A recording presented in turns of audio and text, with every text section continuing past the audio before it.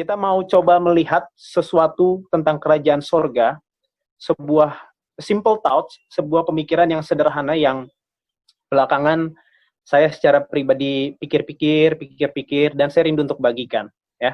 Jadi sebelum kita mulai, kita meminta tuntunan dari Roh Kudus Tuhan untuk menjadi guru kita yang pertama dan terutama di sini, sehingga firman ini boleh sampai ke hati kita masing-masing.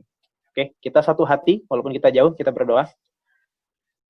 Bapa yang di sorga, terima kasih di pagi hari ini, kami menyerahkan hidup kami padamu Tuhan, kami meminta hikmat, dan kami meminta Roh Kudus Tuhan untuk boleh mengajari kami. Terpujilah namamu, dalam nama Kristus Yesus kami berdoa. Amin. Oke, kerajaan sorga. Di satu ayat pertama yang akan kita lihat, teman-teman boleh catat ataupun nanti boleh coret-coret sambil buka Alkitabnya, walaupun saya pasang di slide, ya, saya pasang ayatnya. Berbicara tentang doa Bapa kami, itu ada di dalam Matius 6, ya, Matius 6, doa Bapa kami. Di doa Bapa kami ada salah satu yang Yesus katakan, yang Yesus ajarkan kepada para murid untuk berdoanya seperti ini, datanglah kerajaanmu, jadilah kehendakmu di bumi seperti di sorga. Ya kan? Ketika kita meminta dalam doa Bapa kami, datanglah kerajaanmu, apakah kita benar-benar minta kerajaan yang emas itu datang turun ke bumi? Saya pikir pastinya enggak. Bukan itu juga yang dimaksud oleh Yesus dalam doa Bapa kami. Faktanya, ketika Yesus waktu di bumi, dia sering katakan dalam Matius 4 ayat 17, dia sering katakan berkali-kali, dan ini isi pekabarannya, sejak waktu itu, itulah Yesus memberitakan, bertobatlah sebab kerajaan sorga sudah dekat di sini ya. Bertobatlah sebab kerajaan sorga sudah dekat. Dan suara ini sudah hampir 2000 tahun lalu kurang lebih. Itu udah lama sekali ya. Artinya kalau kerajaan sorga yang dimaksud ini adalah sebuah kerajaan yang kota yang biasa kita sebut, Alkitab sebut Yerusalem baru turun, ya nggak benar-benar dekat, karena 2000 tahun itu bukan suatu waktu yang dekat. Gitu. Tapi kita coba lebih simak lebih dalam lagi ya. Perhatikan kalimat yang ketika Yesus bilang, jadilah kehendakmu di bumi seperti di sorga. Jadilah kehendakmu di bumi seperti di sorga. Berarti, sederhananya seperti ini teman-teman. Di sorga, kehendak Tuhan sudah terjadi. Dan kita berdoa supaya kehendak Tuhan juga boleh terjadi di bumi. Kayak gitu ya sederhananya ya. Artinya kehendak Tuhan ini sudah terjadi di sorga, dan kita minta supaya di bumi juga kehendak yang sama terjadi. Itu sebabnya supaya kehendak Tuhan bisa terjadi di bumi, kita memohon agar kerajaan sorga itu turun. Itu isi doa Bapa kaminya yang Yesus ajarkan.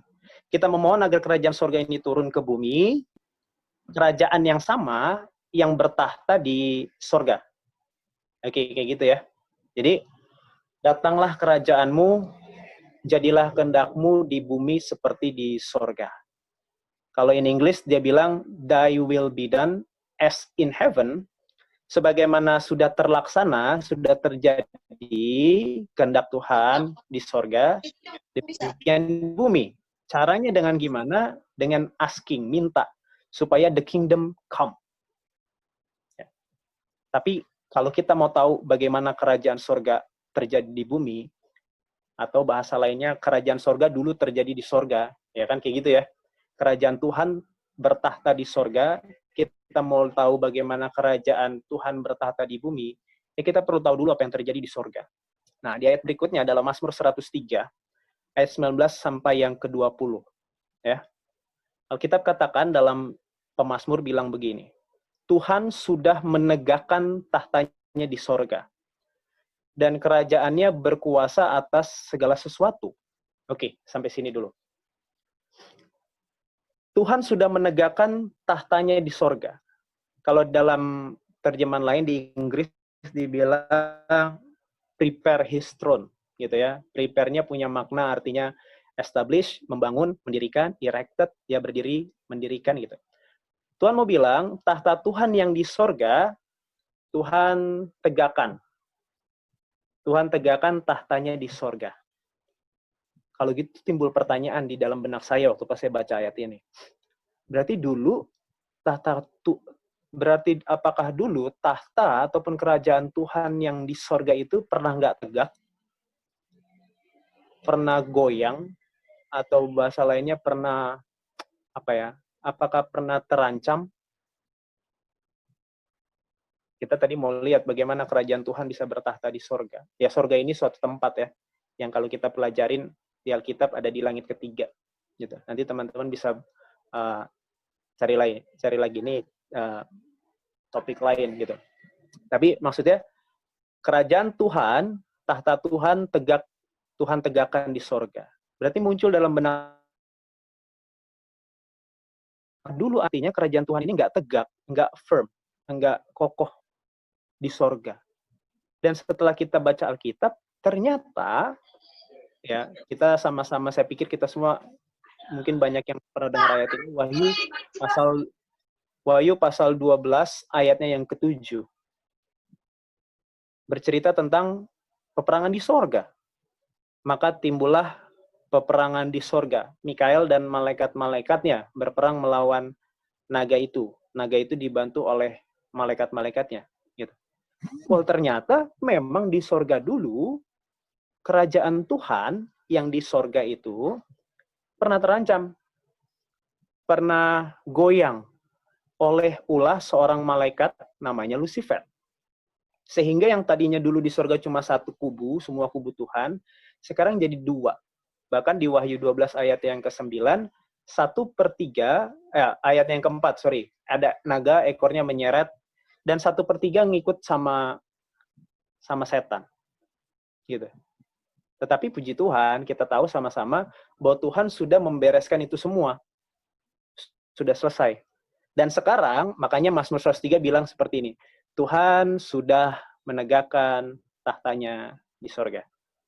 Dan kerajaan Tuhan, berkuasa ataupun memerintah atas segala sesuatu, khususnya penghuni-penghuni di sorga, para malaikat.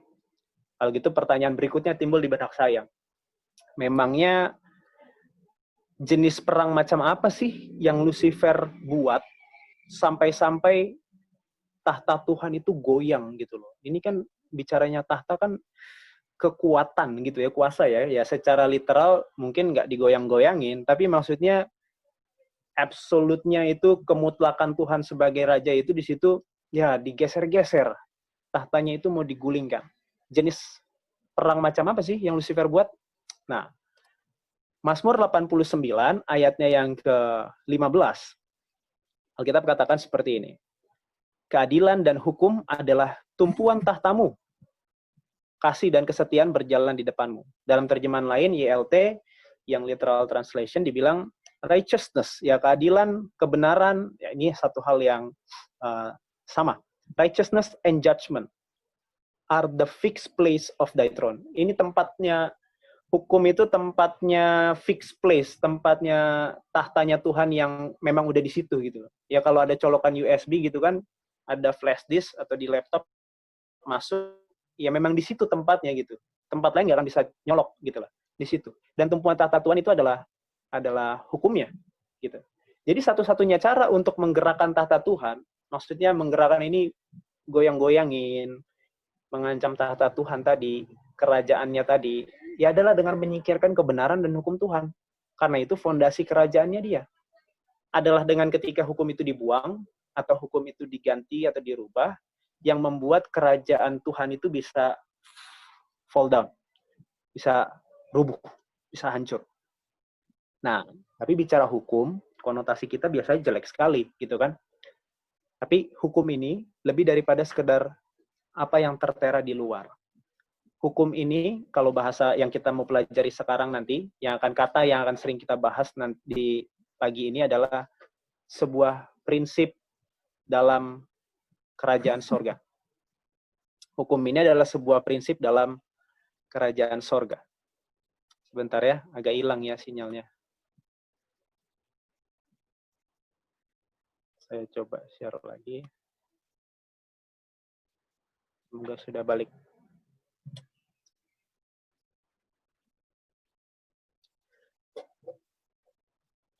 Ya, sinyalnya agak ini, jadi dia keluar masuk deh. Semoga bagus. Oke. Jadi, tahtanya Tuhan itu tumpuannya adalah hukum.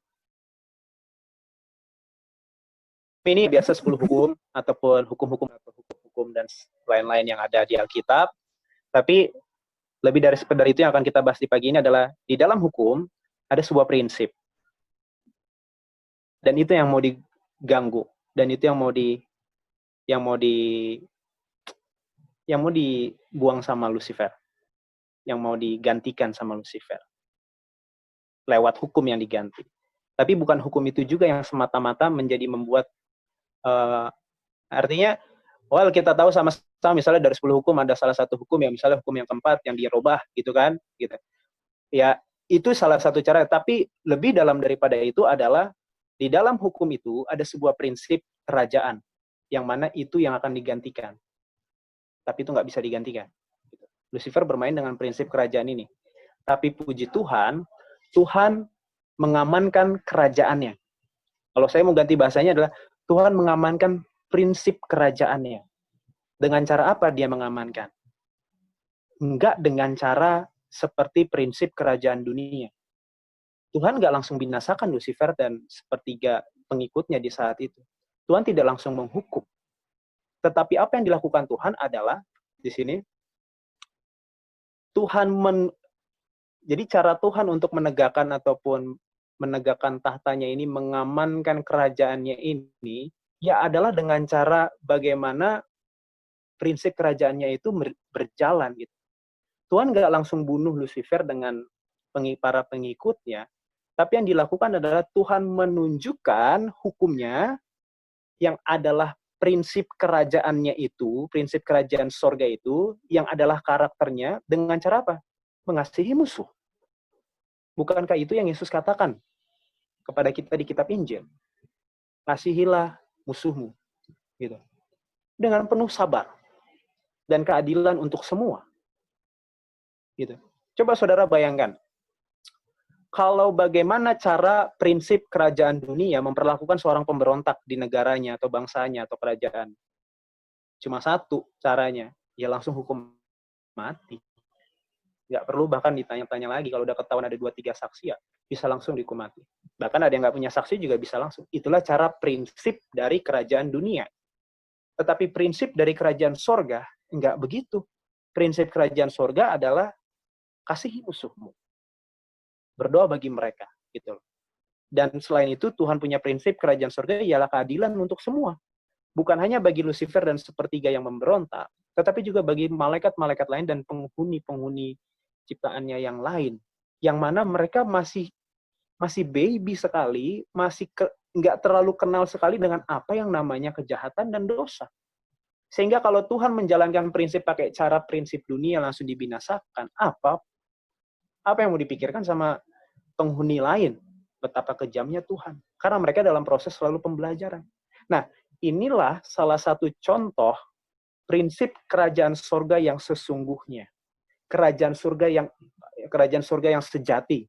Seperti ini ya. Kita nggak bicara soal bangunan sekarang, itu ada, saya nggak bilang nggak ada, gitu ya, itu ada di langit ketiga. Tapi dalam doa Bapa kami nanti, Tuhan mau mengajarkan kepada kita untuk kita boleh punya prinsip kerajaan surga itu sekarang, sejak di bumi, sebelum nanti kita sampai yang literal dalam kerajaan surga. Ini adalah sebuah prinsip kehidupan siapa? Prinsip kehidupan Tuhan. Dan Yesus ingin kita miliki itu. Makanya di ayat Mazmur 103 ini, teman-teman boleh lihat di bagian yang part keduanya, ayat yang ke-20, pujilah setelah kerajaannya berkuasa dan tegak tahtanya, Tuhan bilang, pemazmur bilang, pujilah Tuhan, hai malaikat-malaikatnya, hai pahlawan-pahlawan perkasa yang melaksanakan firman-Nya, atau terjemahan lain bilang commandments, perintah-perintah, dengan mendengarkan suara firman. Jadi kerajaan Tuhan bisa berkuasa dengan cara apa? Dengan ketika para penghuninya, penghuni kerajaan itu, penghuni tempat itu, melaksanakan firman-Nya dan mendengarkan suara firman-Nya. Begitulah cara kerajaan Tuhan berkuasa, bertahta. Oke. Nah, itu makanya kembali kalau ke dalam doa Bapa kami, datanglah kerajaan-Mu. Jadilah kehendak-Mu di bumi seperti yang sudah terjadi di sorga. Di sorga sudah terjadi, maksudnya bukan sudah, di sorga kerajaan Tuhan sudah berdiri tegak. Karena seluruh penghuninya sekarang, dulu masih ada yang berontak. Sekarang seluruh penghuninya menjalankan, mendengarkan suara firman-Nya. Prinsip kerajaannya itu dipraktekkan oleh seluruh penghuninya. Dan seluruh penghuni surga ngerti, paham, dan mereka memelihara prinsip kehidupan semacam itu. Dan Yesus mengajarkan dalam doa Bapa kami supaya kita juga boleh minta kerajaan itu buat datang. Apa maksudnya kerajaan itu datang? Kita minta agar prinsip kerajaan sorga itu boleh terjadi juga di bumi kita ini. Karena belum kenal tentang prinsip kerajaan sorga. Dan bukan hanya tidak kenal, berbanding terbalik dengan apa yang menjadi prinsip kerajaan dunia. Ya kalau mau dibilang, ya udah ini inti dari pelajaran kita di pagi hari ini. Gitu, tentang kerajaan sorga yang sesungguhnya. Kerajaan sorga yang adalah sebuah prinsip kehidupan Tuhan, yang Tuhan mau tanamkan dalam diri kita. Gitu. Itu intinya, kita mau lihat perbedaan antara kerajaan sorga dan kerajaan dunia, atau kalau bahasa lainnya, prinsip hidup sorga dengan prinsip hidup dunia. Ini dua prinsip yang berbanding terbalik. Ya, kalau berbanding terbalik, sementara kita masih hidup di dunia, di bumi, mungkin supaya bisa ngerim atau cocok dengan sorga, ya kepala kita pun harus dikembalikan mungkin. Itu maksudnya kiasan ya, artinya maksudnya cara berpikir kita harus beda dengan cara berpikir orang-orang pada umumnya di bumi ini. Ya, dikebalikin aja kepalanya supaya bisa ngerti bagaimana cara prinsip hidup sorga. Dan ini yang betul-betul saya rasakan sepanjang berapa waktu belakangan ini, wah beda sekali. Selama ini berarti saya mikirnya selama ini salah banget, gitu loh. Tetapi ya puji Tuhan, Tuhan akan mengajarkan kita masing-masing. Dan kita akan lihat dalam Alkitab dan juga dalam kehidupan kita sehari-hari, supaya ini lebih aplikatif, sehingga lebih terlihat nyata dalam hidup. Dan kita sadar bahwa selama ini kita punya gaya pikir, kita punya prinsip hidup itu dunia. Nggak sorga sama sekali. Berbanding terbalik. Dan kalau kita pun mau belajar sorga, mungkin kadang susah masuknya. Gitu loh. Karena udah ada duluan di sini, jadi mau datang yang baru, waduh. Bisa dibilang nggak nyambung, bisa dibilang aneh, bisa dibilang nggak cocok. Ini manusia dari mana? Ya begitu. Karena ini bicara prinsip sorga yang di atas sana. Dan kita ada di bawah sini. Tapi kita sudah belajar tadi sebelumnya, Yesus ingin kita berdoa setiap hari untuk Tuhan, datang kerajaan-Mu dalam hati saya. Datanglah prinsip hidup-Mu dalam hidup saya. Ya. Nah, di dalam Matius 13, ini kan cerita tentang perumpamaan. Satu pasal ini banyak banget tentang perumpamaan. Kalau saudara-saudara lihat Alkitab saudara, ada kurang lebih 7 perumpamaan yang Yesus bawakan kepada orang-orang banyak yang dengerin dia waktu itu. Kita nggak akan bahas detail semuanya ya. Dan dalam kesemua perumpamaan itu, Yesus selalu bilang seperti ini. Hal kerajaan sorga itu seumpama, titik-titik, ya dia lanjut gitu ya. Jadi selalu dibilang itu. Jadi hal kerajaan sorga itu begini, hal kerajaan sorga itu seumpama ini, hal kerajaan sorga itu seumpama ini. Gitu. Kenapa Yesus bilang gitu? Coba perhatikan begini. Latar belakang bangsa Israel, mereka adalah kelompok ataupun bangsa yang menantikan Mesias. Yohanes bercerita, memberitakan kerajaan sorga sudah dekat. Yesus pun punya isi berita, kerajaan sorga sudah dekat. Gitu. Bahkan para nabi yang sebelum mereka pun datang, Yesaya juga bilang tentang berbicara bahwa akan ada for unto us, buat kita, a child is born, seorang anak akan lahir. Dan the government dan pemerintahan itu akan ada di pundaknya. Jadi sama, sesuatu hal yang berbau kerajaan, berbau pemerintahan. Daniel bicara tentang akan ada kerajaan yang terakhir, kerajaan Allah yang maha tinggi, kerajaan kekal Allah semesta alam. Semua nabi perjanjian lama bercerita tentang seorang yang akan datang, yang diutus, namanya Mesias, dan dia akan membawa kerajaan sorga, kerajaan yang kekal. Ya, seperti itu ya. Nah, yang jadi masalah adalah orang Farisi, bukan orang Farisi, orang Yahudi sangat amat duniawi sekali, gitu loh. Gaya mikirnya bumi banget, ya kita lah, gitulah. Ditambah kondisi mereka yang sedang dalam jajahan Roma. Jadi ketika mereka nanti pas baca Alkitab mereka bercerita tentang, oh nanti akan ada penyelamat, pelepas, juru selamat, melepaskan. Langsung nyambungnya kemana kira-kira? Otomatis nyambung ke kerajaan. Ke kehidupan mereka berbangsa. Gitu. Dan mereka berharap bahwa kerajaan surga ini adalah kerajaan yang dengan cara dunia. Kerajaan yang memang akan memerintah di satu kota di bumi ini, terus nanti punya rajanya, punya pembesarnya, menteri-menterinya, dan lain-lain. Oh, nanti Mesias mereka pikir akan datang dari keturunan raja, atau nanti kerajaan Tuhan ini akan datang dengan seorang Mesias, nanti akan digulingkan itu kerajaan Roma, mungkin dengan cara perang, kekerasan, sebagaimana kerajaan-kerajaan di Daniel pasal 2 itu saling mengalahkan satu sama lain. Bahkan parahnya, murid-murid Yesus juga mikir hal yang sama. Coba kita lihat contoh ya, sebelum kita bahas ini ya. Coba kita lihat contoh Yakobus dan Yohanes. Ini nggak ada di slides, tapi saya harap boleh dibuka dalam Matius pasal 20. Matius pasal 20, ayatnya yang ke 20 dan 21. Boleh minta tolong. Matius 20 ayat 20, 21. 20 dan 21.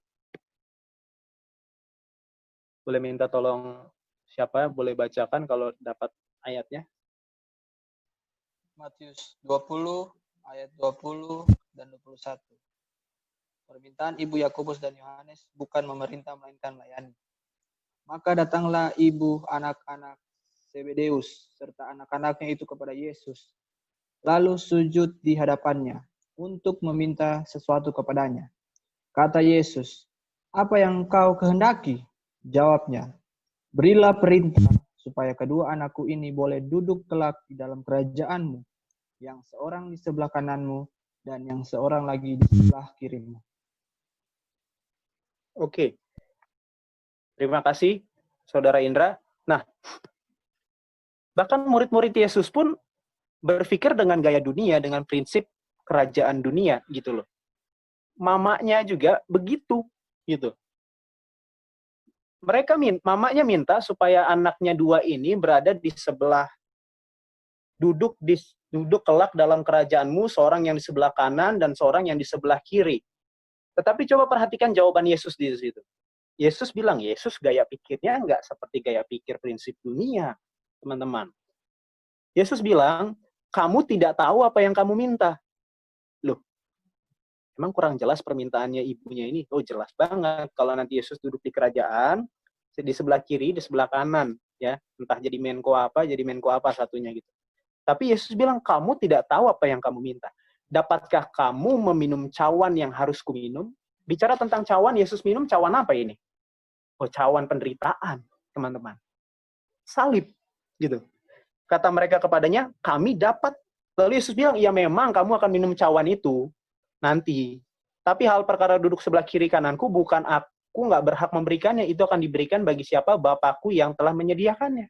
Gitu. Tahukah kita bahwa ibu dari Yakobus dan Yohanes sedang meminta untuk anaknya yang dua ini mati di sebelah Yesus kiri dan kanan? Karena cawan yang harus diminum, cawan penderitaan. Kerajaan sorga yang Yesus akan bawakan ini adalah kerajaan kasih karunia. Kasih karunia itu ada di mana? Yaitu di salib, di Golgota.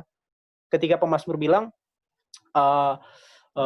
hukum dan apa bercumbu-cumbuan. Ketika keadilan dan kemurahan bisa gabung.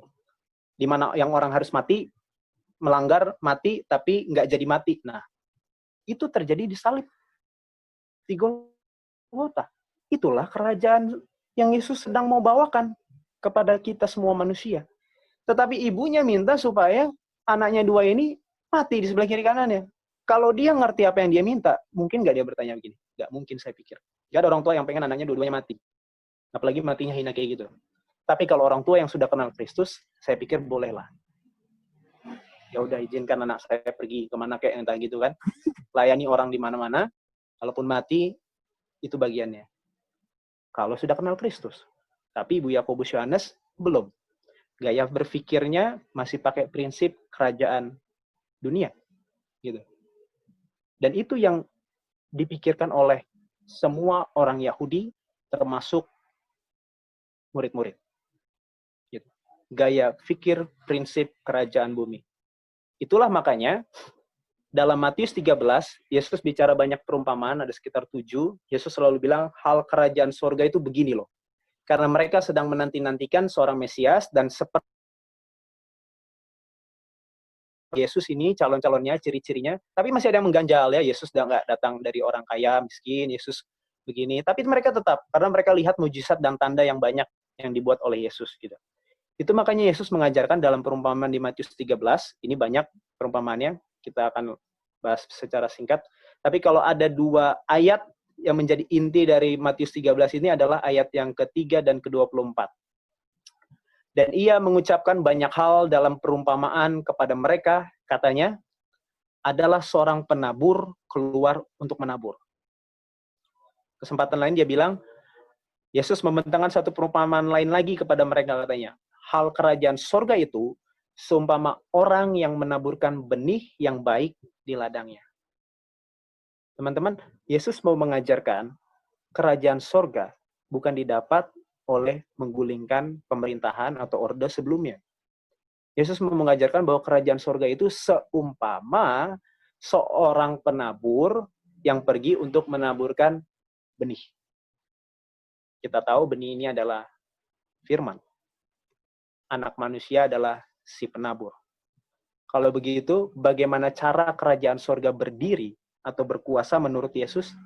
Dengan cara Yesus datang dari sorga, turun ke bumi, dan dia taburkan benih firman, berusaha untuk menanamkan sebuah prinsip baru dalam hati manusia. Sebuah pikiran yang baru. Sebuah gaya pikir yang baru. Yang sangat berbeda dengan apa yang ada di dunia berikan. Beginilah caranya kerajaan surga itu berdiri dan berkuasa. Bukan dengan menggulingkan pemerintahan sebelumnya yang dipikirkan oleh orang Yahudi. Ya sangat literal sekali mereka mikirnya gitu, bukan sangat literal lah ya, sangat duniawi gitu loh. Karena semua yang berbau kekal mereka buat jadi bumi, jadi dunia gitu loh. Dan prinsip kerajaan sorga dan prinsip kerajaan dunia sangat bertentangan, sangat amat bertentangan, nggak nyambung, begitu saudara. Gitu. Ini tadi secara brief. Nah, setelah Yesus bicara tentang perumpamaan penabur, Yesus bilang lagi hal lain. Nah, sekarang hal kerajaan sorga itu seumpama biji sesawi yang diambil dan ditaburkan orang di ladangnya. Memang biji itu yang paling kecil dari segala jenis benih. Tapi apabila sudah tumbuh, sesawi itu lebih besar daripada sayuran yang lain, bahkan jadi pohon. Sayur jadi pohon. Kalau pohon biasanya buah kan, ini sayur jadi pohon. Besar berarti kan? Sehingga burung-burung di udara datang bersarang pada cabang-cabangnya. Yesus bilang hal kerajaan surga seperti biji sesawi yang paling kecil tapi bisa jadi lebih besar. Ini juga pelajaran tentang prinsip kerajaan surga. Berbicara tentang apa? Kerendahan hati. Seseorang yang kecil, yang di mata dunia kalau dalam bahasa Inggris kan the least. Ya, the least itu di Matius 25 bisa dipakai orang yang paling hina, gitu loh. Dari segala jenis macam orang, gitu. Tapi dia bisa tumbuh lebih besar daripada yang lain. Karena Alkitab satu lagi, Paulus bilang, bukan perkara siapa yang menanam atau siapa yang menyiram. Tetapi yang terpenting ialah Tuhan yang memberi pertumbuhan. Ini bicara tentang seorang yang rendah hati, yang kecil, yang paling terbelakang, yang paling hina, yang paling tidak dianggap di masyarakat. Kalau dia mau datang kepada Tuhan, Tuhan akan berikan dia pertumbuhan, dia bisa jadi orang yang paling besar. Dan 1 Korintus 1 ayat 27-29 bilang secara gamblang seperti ini. Paulus bilang, tapi apa yang bodoh bagi dunia dipilih Allah untuk memalukan orang-orang yang berhikmat. Apa yang lemah bagi dunia, dipilih Allah untuk melakukan apa yang kuat. Dan apa yang tidak terpandang dan yang hina bagi dunia, dipilih Allah. Bahkan apa yang tidak berarti, dipilih Allah untuk meniadakan apa yang berarti. Supaya jangan ada seorang manusia pun yang memegahkan diri di hadapan Allah. Kalau prinsip kerajaan dunia, kalau disuruh pilih satu kelompok, satu tim gitu ya, ya dipilih lah di A team, kan ada filmnya malah tim A gitu. Students A, yang dipilih itu semua yang standarnya di atas gitu loh. Tapi nggak tahu nih standar apa. Ya mungkin dari segi nilai kan, atau mungkin dari segi apa, standar yang di atas. Orang-orang terbaik, orang-orang yang paling di bidangnya. Ya untuk sebuah misi ya begitu ya. Gitu. Tapi coba lihat Yesus. Yesus pilih murid-muridnya yang nggak dipandang. Mungkin orang nggak tahu siapa Petrus kali ya. Mungkin orang nggak kenal juga siapa itu Yohanes. Tapi setelah mereka ikut Yesus, coba buka Kisah pasal 4 ayat yang ke-13. Kisah 4 ayat 13. Alkitab katakan Kisah 4 ayat 13. Saya baca. Ketika sidang itu melihat keberanian Petrus dan Yohanes dan mengetahui bahwa keduanya orang biasa yang tidak terpelajar, heranlah mereka. Dan mereka mengenal keduanya sebagai pengikut Yesus. Jadi prinsip kerajaan sorga berikutnya yang Yesus utarakan dalam perumpamaan di Matius 13, berbicara tentang biji sesawi adalah prinsip kerajaan sorga roh kerendah hatian. Orang yang paling kecil, paling hina, kalau dia sama Tuhan, dia bisa jadi yang paling besar. Tetapi orang yang paling besar dianggap dunia, bisa jadi dibikin malu sama Tuhan oleh orang yang dia anggap lebih hina dari dia. Perumpamaan berikutnya, prinsip kerajaan surga berikutnya, Yesus bicara tentang hal kerajaan surga itu seumpama ragi. Ya, ragi yang diambil seorang perempuan, diadukan ke dalam tepung terigu, 3 sukat, sampai hamir seluruhnya, ya sampai semuanya jadi adonan yang bagus, gitu loh. Prinsip kerajaan surga berikutnya yang Yesus mau tanamkan adalah prinsip kerajaan yang adalah perubahan itu di dalam, bukan di luar. Ya kalau saudara ada yang teman-teman suka bikin roti gitu kan, ngadon, bikin ragi, ngembang gitu kan. Kalau dari luar itu bagus-bagus aja, saya lihat udah nih gitu ya. Istri saya suka berapa kali bikin roti gitu kan. Kalau buat saya ya dari luar ya tampaknya udah bagus lagi. Tapi buat dia belum gitu. Karena dia tahu di dalamnya belum hamir semuanya gitu. Ya kalau prinsip dari kerajaan dunia ya poles-poles aja bagian luar. Mau di dalamnya kotor gimana ya urusan belakangan. Yang penting kelihatannya rapi, bagus dari luar. Tapi prinsip kerajaan sorga nggak begitu. Bersihkan dulu dalamnya, baru luarnya akan ikut bersih. Kan Yesus bilang seperti itu pada orang Farisi. Kamu orang munafik. Cawan luarnya kamu bersih-bersihkan, tapi dalamnya penuh kekotoran dan kebusukan. Gitu. Bersihkan dulu dalamnya, baru nanti luarannya akan ikut bersih. Buat kita ya, kalau saya pikir-pikir tadi ya, kalau kita mau pergi ibadah, mau pergi gereja, jangan banyak habis waktu juga hanya ngurusin yang bagian luar. Mau baju bisa berapa kali ganti waktu pagi itu. Gitu. Ya jangan itu juga yang dipoles dulu. Coba duduk dulu tenang, berdoa, tanya, hati saya sudah siapkah? Apakah masih ada benci-benci sama siapa yang nanti akan saya ketemuin di gereja, tempat ibadah nanti? Itu yang harus diselesaikan. Gitu. Apakah masih ada dendam? Yesus bilang jangan taruh kasih persembahanmu ke kantong persembahan kalau masih ada benci dan dendam. Taruh dulu, selesaikan, baru datang. Karena uang 100.000 itu pun nanti nggak akan berharga di mata Tuhan. Gitu. Walaupun kita taruh ke dalam kotak persembahan. Prinsip kerajaan sorga lewat ragi, Tuhan mengajarkan bahwa perubahan itu ada di dalam. Ketika Kristus masuk ke dalam kehidupan kita, dia akan rubah dari dalam semuanya sampai hamir. Sampai semuanya itu pecah. Semua yang buruk-buruk dalam kita itu udah sebuah obat untuk kebusukan di dalam diri kita. Yesus bilang lagi berikutnya tentang harta terpendam yang diketemui orang di ladang. Lalu dengan penuh sukacitanya, dia pendam lagi, dia pulang, dia lihat rumahnya semuanya isinya, dia jual untuk membeli ladang itu. Sama, setelah itu dia bilang, ini satu ayat aja, dia bilang, seperti seorang pedagang yang mencari mutiara yang indah. Waktu dia udah ketemu mutiaranya, dia punya barang semuanya, dia jual hanya untuk beli mutiara itu. Ini pelajaran juga yang Yesus mau berikan pada kita, prinsip kerajaan surga, yang adalah menilai ataupun memandang apa yang tidak kelihatan atau kekal itu lebih besar nilainya ketimbang hal yang kelihatan atau temporal. Ya Tuhan mengajarkan sesuatu hal yang rohani itu lewat dunia, bisa kelihatan. Banyak hal. Yesus ngajarkan seperti gembala sama domba, kita dombanya, gitu kan. Atau Yesus mengajarkan, saya ini roti hidup. Ya kalau kita makan, ya kita ingat, kita juga perlu makan. Kalau badan kita perlu makan nasi, jiwa kita juga perlu makan firman, teman-teman.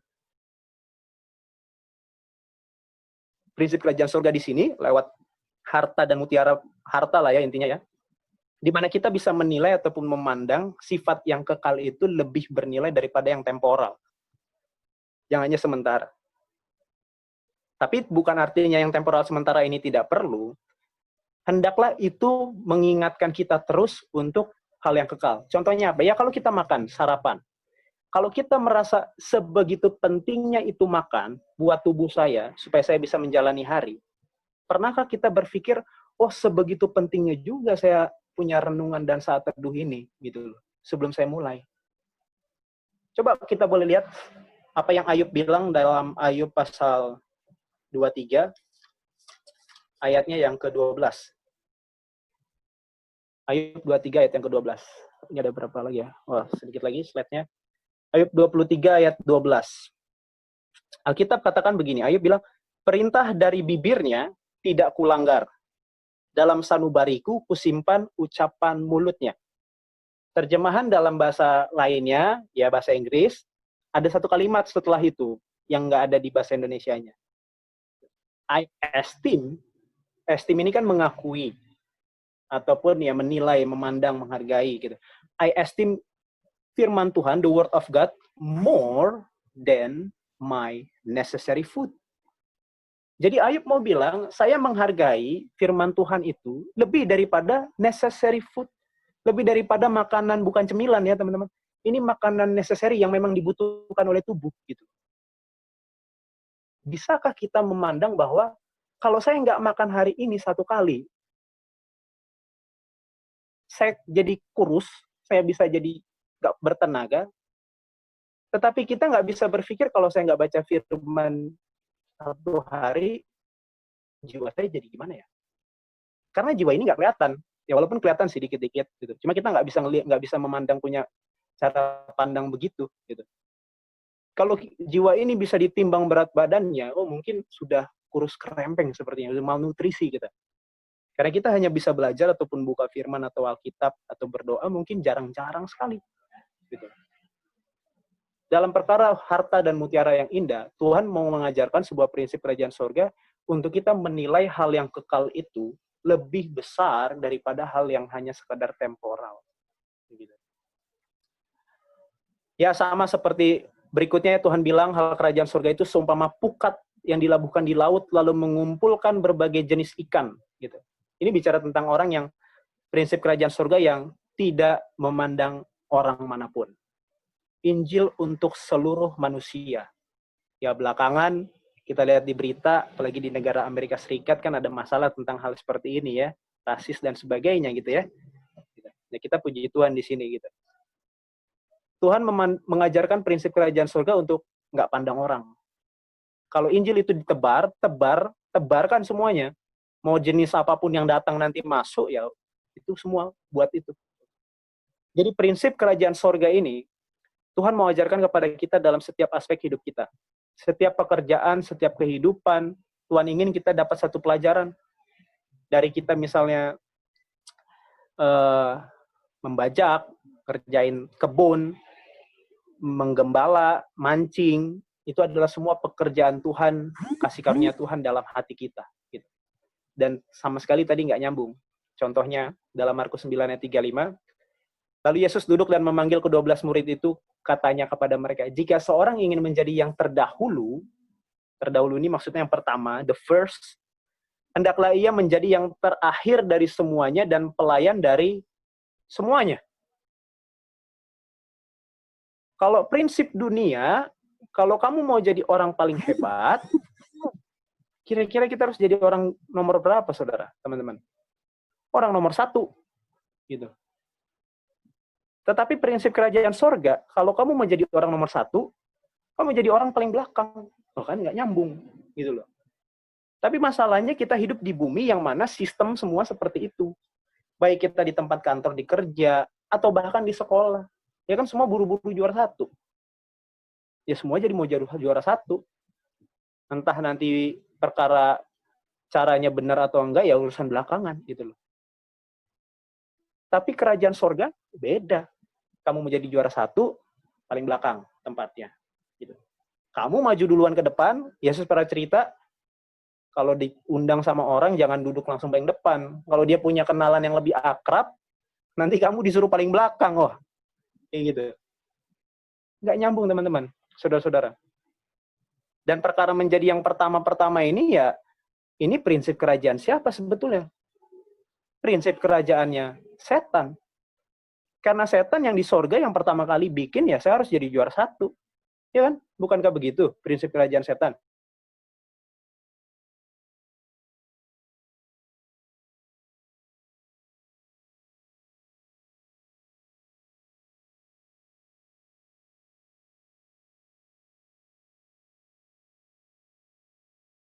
Makan 5.000 orang, kalau beneran mau ngasih makan, prinsip kerajaan bumi, kerajaan di dunia ini ya sisain dulu buat kita. Jangan sampai nanti kehabisan. Baru sisanya mereka gitu. Sisain dulu buat saya sama 12 kamu, hitung, udah pas, baru bagi gitu. Tapi kan nggak begitu. Ceritanya dibagiin dulu semua. Sisa yaitu buat kita. Gitu.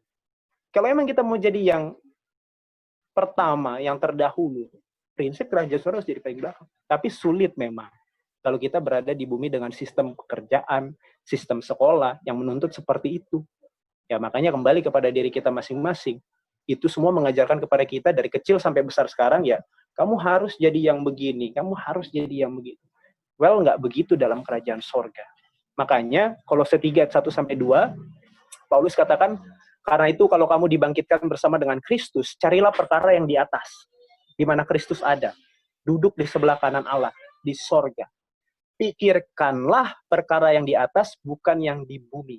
Kata pikirkan ini dalam Inggrisnya dibilang set your affection. Affection ini rasa sayang, artinya sukai, cintai hal-hal yang di sorga, cintai hal-hal perkara yang di atas, bukan yang di bumi. Gitu. Memang kita masih tinggal di bumi, namun jangan sampai prinsip kerajaan bumi ini jadi bagian kita, karena kita nggak akan bisa siap dan layak buat masuk ke sorga nanti. Gitu. Banyak hal, apalagi misalnya para pelayan gitu. Memandang sebuah kesuksesan pelayanan atau pekerjaan ya dari jumlah orang yang datang, atau misalnya jumlah jiwa yang menerima Kristus sebagai kebenaran. Yaitu gaya pikirnya, prinsipnya dunia kalau mau dibilang, teman-teman. Tapi kalau mau dibilang gaya prinsip sorga, Tuhan lebih menyukai orang yang jumlah anggota yang terlibat banyak ketimbang orang yang datang banyak. Saudara bisa gitu dalam gitu. Coba perhatikan cerita Nuh, KKR dia 120 tahun. Menurut prinsip dunia ya gagal. 8 orang doang dari 120 tahun gitu. Tapi menurut sorga enggak. Karena dia bisa bawa istri, anak, mantu. Enough. Gitu. Kita diminta oleh Tuhan untuk memikirkan perkara yang di atas, bukan perkara yang di bumi. Jangan kita lebih khawatir dengan apa kebutuhan kita yang masih kurang. Wah, kalau itu khawatir banget. Kita sampai doakan, kita sampai gumulkan. Tapi kita nggak pernah merasa risih ataupun masalah ketika melihat misalnya pasangan kita masih punya dendam sama orang. Saya tahu tabiatnya buruk gitu. Tapi kita nggak pernah memasalahin. Atau misalnya anak kita masih sulit untuk minta maaf kalau dia salah gitu. Yang penting dia makan, dia punya barang, pakaian, tas, cukup gitu loh. Tapi kalau dia nggak mau minta maaf, kita rasa hal yang biasa. Kalau saya mau ajak kita pikirkan perkara yang di atas, yang kekal. Set your affection, cintai gitu. Harusnya misalnya orang tua punya, kita lebih was-was, lebih risih, lebih worry dengan anak kita yang masih punya tabiat buruk ketimbang dia nggak punya barang. Itu yang Kolose mau bilang di sini. Dan janji Tuhan, sebagai ayat yang terakhir dalam Mazmur 32 ayat 8, aku hendak mengajar dan menunjukkan kepadamu jalan yang harus kau tempuh. Aku hendak memberi nasihat, mataku tertuju kepadamu. Ya, mataku tertuju kepadamu. Ya nggak masalah sih, tapi dalam bahasa Inggrisnya saya buat di atas, I will instruct thee. Saya akan ajar kamu, menginstruksikan kamu, mengajar kamu di jalan yang harus kau tempuh. I will guide thee. Aku akan menuntun kamu with mine eye. Dengan mataku sendiri. Gitu. Jadi janji Tuhan, dan kita bisa berdoa minta pada Tuhan adalah supaya kita bisa memiliki matanya Tuhan. Cara pandang Tuhan. Cara Tuhan memandang sebuah perkara. Cara Tuhan memandang sebuah kehidupan seperti apa. Istri, anak kita, cara Tuhan memandang keluarga kita. Kita harus minta ini. Karena mata kita nggak bisa lihat hal begitu. Tetapi sering kita minta, Tuhan akan berikan matanya buat kita, maksudnya pikirannya, Tuhan akan berikan gaya prinsip kehidupan sorganya dalam hati kita, sehingga kita, selagi di bumi, bisa hidup dengan prinsip kerajaan sorga. Karena kalaupun dikasih sorga yang beneran literal begitu pun, tapi prinsip kerajaan itu belum milik kita, ya kita akan mengulangi cerita yang sama yang dilakukan Lucifer dan sepertiga. Tapi Yesus rindu dalam doa Bapa kami, kita berdoa minta Tuhan datang kerajaan-Mu. Datanglah prinsip itu. Supaya saya bisa lihat, oh ternyata gaya pikir saya selama ini banyak sekali masalahnya. Orang dunia, saya kepikir, orang dunia, gaya pikir dunia adalah, kamu nggak bisa hidup kalau nggak ada uang. Gitu. Well, saya nggak mau naif, kita butuh uang memang. Gitu. Karena kita masih pakai sistem dunia. Ya. Kecuali udah nggak pakai sistem dunia, barter, ya bolehlah. Gitu. Tapi maksudnya begini, mereka bilang, katakan bahwa tidak bisa hidup tanpa uang. Gitu. Kalau baca firman, Yesus mengajarkan, Tuhan bilang, bagaimana cara hidup for the righteous, orang benar, shall live by faith. Bukan dengan uang, tapi dengan iman. Yesus bilang, manusia hidup bukan dari roti saja, tapi dari setiap firman yang keluar dari mulut Allah. Dengan firman sekarang. Dua ayat ini menunjukkan bagaimana caranya mau hidup. Kalau kamu mau hidup, kamu hidup dengan iman, kamu hidup dengan firman, bukan dengan uang. Tapi mungkin sulit masuk ke dalam pikiran kita, di mana segala sesuatu membutuhkan uang. Tetapi kita mau dong belajar untuk, benar nggak sih ini? Gitu. Saya mau coba gitu. Amsal katakan, aku melihat orang yang berhemat-hemat tapi selalu kurang. Aku lihat orang yang memberi selalu berkelimpahan. Nah, emang dia bohong. Dia orang paling bijak yang ngomong gitu. Berbanding terbalik sekali. Ada banyak dalam hidup kita yang saya pikirkan dalam waktu belakangan ini. Wow, gaya pikir saya ternyata masih worthless sekali. Even dalam melayani orang. Kita masih berpikir dengan pakai cara prinsip dunia dalam melakukan pekerjaan Tuhan. Dan semoga Tuhan boleh menolong kita semua. Tuhan akan memberikan matanya buat kita, untuk kita bisa melihat jalan mana yang Tuhan mau tunjukkan kepada kita. Tuhan akan berikan pikiran Kristus kepada kita, untuk boleh memikirkan hal-hal yang di atas, lebih daripada hal-hal yang di bawah. Saya ajak kita semua untuk tunduk kepala, kita akan tutup dengan doa. Tuhan di sorga, terima kasih buat pelajaran di pagi hari ini. Bapak, banyak sekali gaya pikir kami, prinsip hidup kami, yang masih berbanding terbalik dengan apa prinsip sorga dan prinsip Tuhan. Kami mohon agar kiranya Tuhan berikan kerendahan hati, Tuhan bukakan pikiran kami masing-masing dalam pertumbuhan rohani kami pribadi lepas pribadi Tuhan. Berbicaralah kepada kami, ajari kami manusia yang bodoh ini. Kami berdoa dan bersyukur, berterima kasih buat firman-Mu, biarlah Tuhan meteraikan dalam hidup kami dan memberikan pertumbuhan kepadanya, agar hari demi hari Kristus boleh muncul, sinar matahari kebenaran itu boleh muncul dalam hidup kami. Terpujilah nama-Mu, dalam nama Yesus Kristus kami bersyukur. Amin.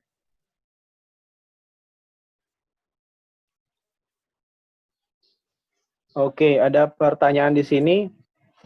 Apakah kita bisa merasakan kerajaan sorga sewaktu kita di dunia sewaktu kita di dunia, ada pernyataan beberapa orang, keluarga adalah surga di dunia ini.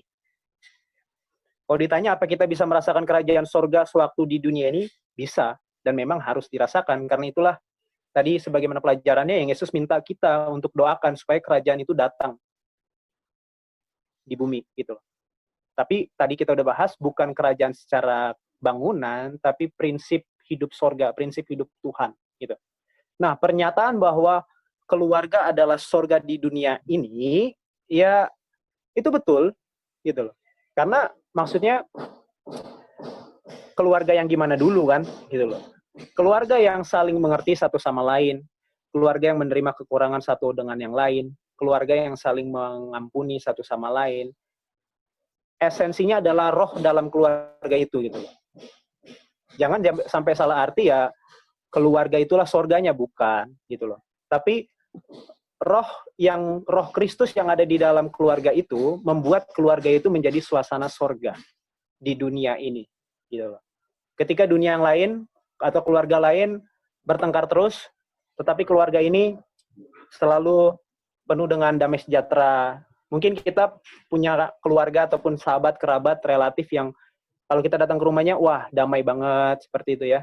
Nah, kerajaan surga itu ada dalam keluarga itu. Prinsip hidup surga ada dalam keluarga itu. Tapi keluarga itu sendiri bukanlah surganya, gitu loh. Karena kita menantikan Yesus datang kedua kali untuk menjemput kita ke surga. Dan surga itu secara Alkitabiah memang ada di langit ketiga. Lalu, apakah pelajaran ini berkaitan dengan masalah apa yang terjadi di dunia dan surga? Ya. Apakah pelajaran ini berkaitan dengan pengharapan akan kedatangan Tuhan yang kedua kali? Oh ya, pastinya gitulah. Karena ketika nanti Yesus datang kedua kali dan dia bawa kita ke surga, kita sudah harus lebih dulu punya gaya hidup surganya gitu. Kita nggak belajar di sana untuk tahu bagaimana hidup. Dari sini kita harus belajar gitu, gaya hidup di surga. Walaupun nyampe sana pelajaran ini akan terus. Karena tidak ada batasan untuk Kristus itu, Tuhan itu kekal, nggak ada batasan. Kita akan belajar terus tentang prinsip hidup Tuhan. Yang ketiga, apakah pelajaran ini berkaitan tentang pengajaran Tuhan Yesus? Ya, pastinya, karena perumpamaan tadi yang beberapa hal itu, baik penabur, itu pengajaran Tuhan Yesus ya. Apakah pelajaran ini berkaitan dengan apa yang terjadi di dalam kerajaan surga? Ya.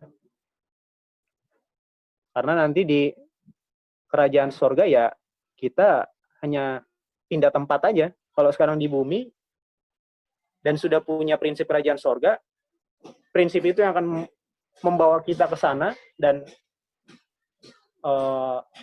ya hanya pindah tempat aja lah gitu. Kita pindah ke sana, surga 1000 tahun, nanti kembali lagi ke bumi jadi bumi yang baru. Apakah di surga ada tempat yang rendah dan tinggi? Oh, diambil dari Matius 5 ayat 19. Mungkin teman-teman boleh buka juga Alkitabnya. Matius 5 ayat 19, saya bacakan ayatnya. Karena itu siapa yang meniadakan salah satu perintah hukum Taurat sekalipun yang paling kecil dan mengajarkannya demikian kepada orang lain, ia akan menduduki tempat yang paling rendah di dalam kerajaan sorga. Tetapi siapa yang melakukan dan mengajarkan segala perintah-perintah hukum Taurat, ia akan menduduki tempat yang tinggi dalam kerajaan sorga. Jadi pertanyaannya, apakah di sorga ada tempat yang rendah dan tinggi? Mungkin ini pertanyaan dari beberapa kita juga ya, karena bunyi ayatnya begitu ya. Tapi, mana nih? Nggak seperti itu sih.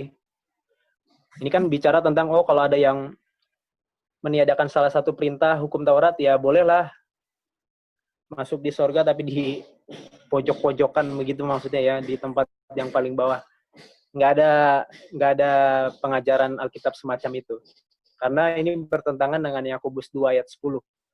Alkitab katakan, Yakobus 2 ayat 10, sebab barang siapa meniadakan satu dari keseluruhan perintah ini, dari hukum ini,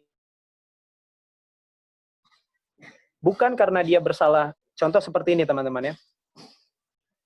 Ketika orang melanggar salah satu hukum, misalnya hukum Sabat, pun misalnya ya dia tahu bukan 9 lain. Dia bersalah bukan karena melanggar hukum sabatnya, prinsip hukumnya. Karena dia nggak akan disebut sebagai pembunuh. Dia bukan pencuri, karena dia nggak melakukan itu. Gitu. Tapi dia pelanggar hukum. Sesederhana itu aja. Dia langgar prinsipnya. Gitu.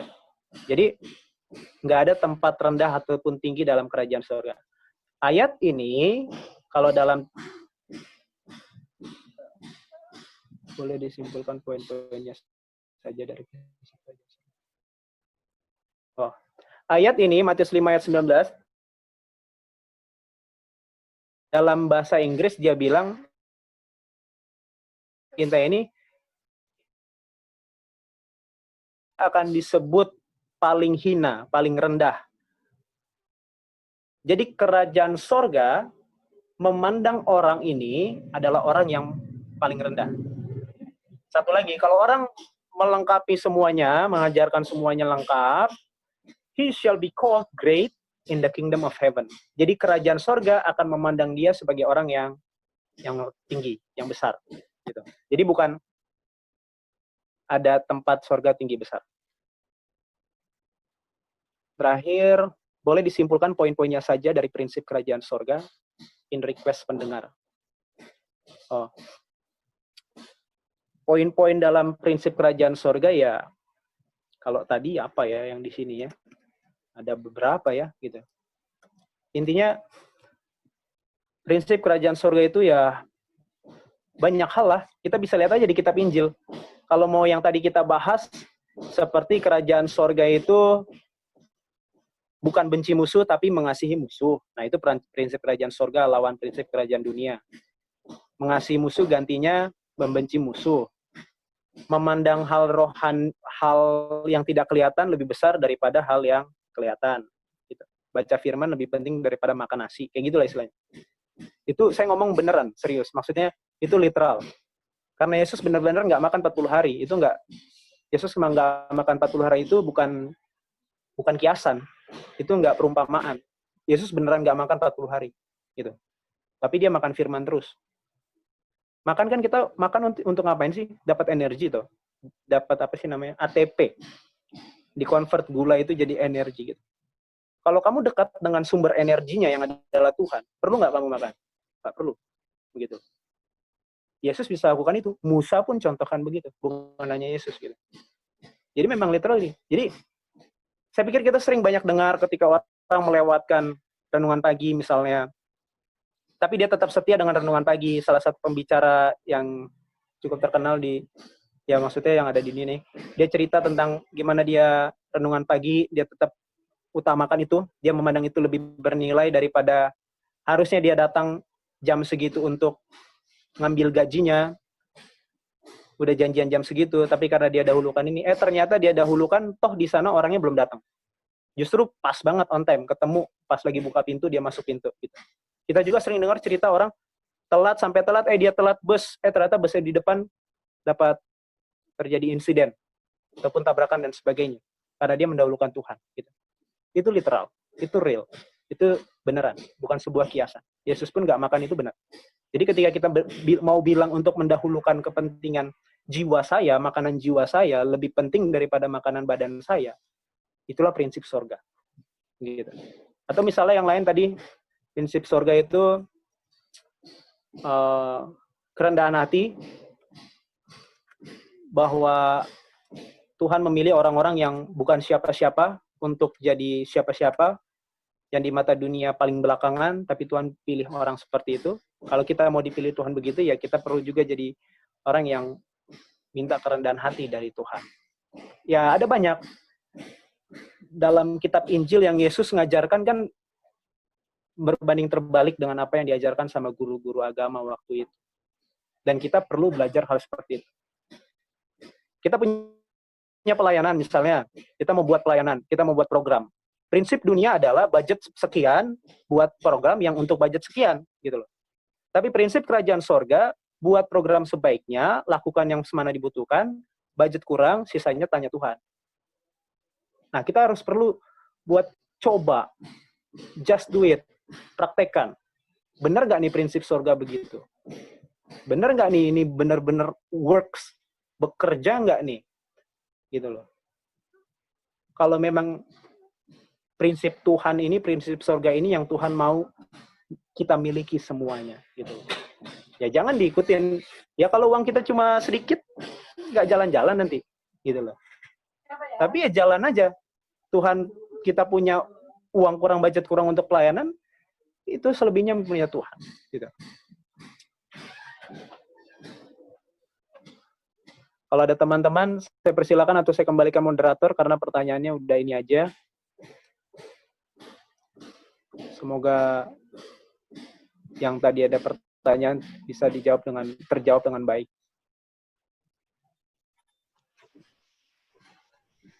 Saya kembalikan ke Bang Raymond. Baik, terima kasih Saudara Alex untuk pelajaran yang disampaikan. Semoga menjadi berkat kebangunan rohani untuk kita semua. Kami berterima kasih untuk partisipasi teman-teman semua yang sudah bergabung pada pagi ini. Baik, itu saja untuk sesi Bible Study online pada pagi ini. Sekali lagi Tuhan memberkati. Sampai bertemu di pertemuan atau sesi selanjutnya. Tuhan memberkati kita semua. Selamat pagi.